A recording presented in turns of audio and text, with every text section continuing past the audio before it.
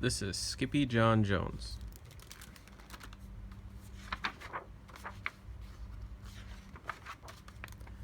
Every morning, Skippy Jon Jones woke up with the birds. And this did not please his mother at all. "Get yourself down here right now, Mr. Kitten Britches," ordered Mama Junebug Jones. "No self-respecting cat ever slept with a flock of birds," she scolded, "or ate worms, or flew, or did his laundry in Miss Doohickeys bird bath." The lecture went on and on as usual. "You've got to do some serious thinking before you leave this room, Mr. Fuzzy Pants," said his mother, "about just what it means to be a cat, not a bird, not a mouse, or a grouse, or a moose, or a goose, not a rat, or a bat. You need to think about just what it means to be a Siamese cat. And stay out of your closet," she added, closing the bedroom door. But once he was alone, Skippy Jon Jones began to bounce and bounce and bounce on his big boy bed. "Oh, I'm Skippy Jon Jones, and I bounce on my bed, and once or 6 times I'll land on my head." On his way down to earth from a gigantic big bounce, Skippy Jon Jones shot past his bedroom mirror. "Holy guacamole," exclaimed Skippy Jon Jones. "What was that?" So he went up again, and again it appeared. Then, using his very best Spanish accent, he said, "My ears are too big for my head. My ears too big for my body. I am not a Siamese cat. I am a Chihuahua." Back on land, Skippy Jon Jones climbed into his toy box and rifled through some of his old junk. After he put on his mask and sword and climbed onto his mouse, Skippy Jon Jones began to sing in a very, very soft voice. "My name is Skippito Frisquito. I fear not a single bandito. My manners are mellow. I'm sweet like the jello. I get the job done, yes indeedo." Back in the kitchen, Jujubee, Jezebel, and Jilly Boo Jones were helping Mama Junebug Jones make lunch. "Can Skippy Jon come out of his room now?" asked Jujubee. "No," answered Mama Junebug Jones. "Mr. Fluffernutter is still thinking."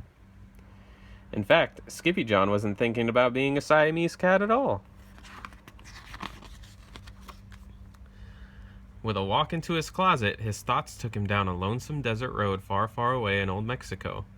Not long into his journey, a mysterioso band of Chihuahuas appeared out of the dust. "Ay caramba, who goes there?" asked Skippy Jon Jones. "We go by the name of Los Chimichangos," growled Don Diego, the biggest of the small ones. "Who are you?" "I am El Skippito, the greatest sword fighter," said Skippy Jon Jones. Then the smallest of the small ones spoke up. "Why the mosquito, dude?" asked Poquito Tito. "I go incognito," said Skippito. "Do you like rice and beans?" asked Pintolito. "See, I love mice and beans," said Skippito. "He might be the dog of our dreams," whispered Rosalita. "Perhaps," said Tia Mia, "if he knows the secret password."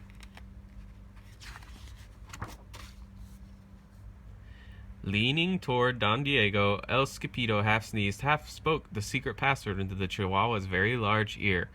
"Ah, Chupichu." "Bless you," said Don Diego. "Gracias," said Skippito. "Then it is true," decreed Don Diego. "Yip, yippee, yippito. It's the end of Alfredo Bazito. Skippito is here. We have nothing to fear. Adios to the bad Bumbalito."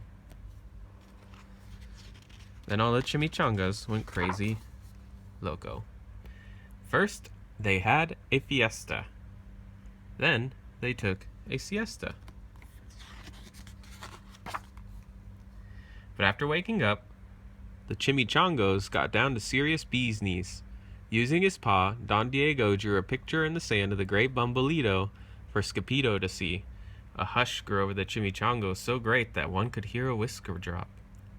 "Alfredo Bazito," whispered the crowd. "El Blimpo, Bumblebito, Bandito."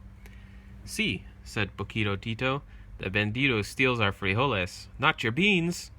cried Skippito, outraged. "See," Poquito continued. "Red beans, black beans, Boston baked and blue, cocoa coffee, kidney beans, pinto, and jelly too." "And now he comes for us," Poquito added. "Por qué?" asked Skippito. "Because we are full of the beans too." Then Don Diego stood tall and in his most somber voice declared, "Yo quiero frijoles." "Huh?" "I like beans." "The dude just wants his beans back," said Poquito Tito. "And you are the dog for the job." "Me?" asked Skippito. Then all of the chimichangos turned toward Skippito, the great sword fighter. But poor Skippito had no time for a plan, because in the blink of an eye, a gigantic shadow darkened the landscape.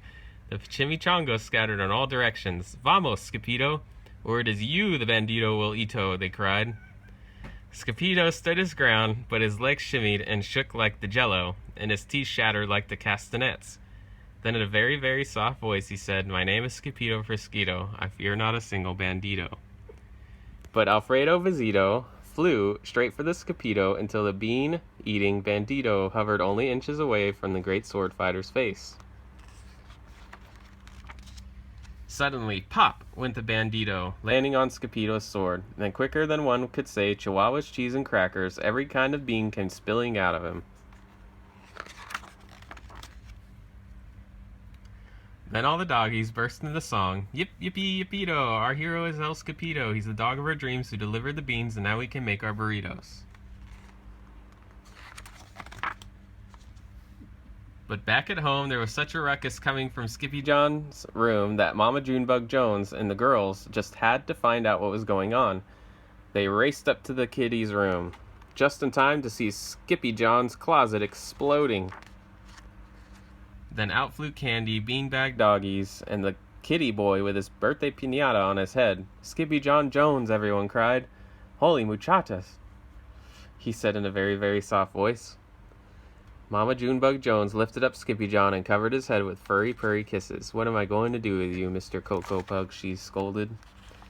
That night, when he was supposed to be going to sleep, Skippy Jon began to bounce around and bounce on his big boy bed. "Oh, I'm Skippy Jon Jones with a mind of my own, and I'll bounce on my bed for hours. I know I'm a cat, but forget about that." "Say goodnight, Skippy Jon Jones," called his mama. "Buenas noches, mis amigos," said Skippy Jon Jones.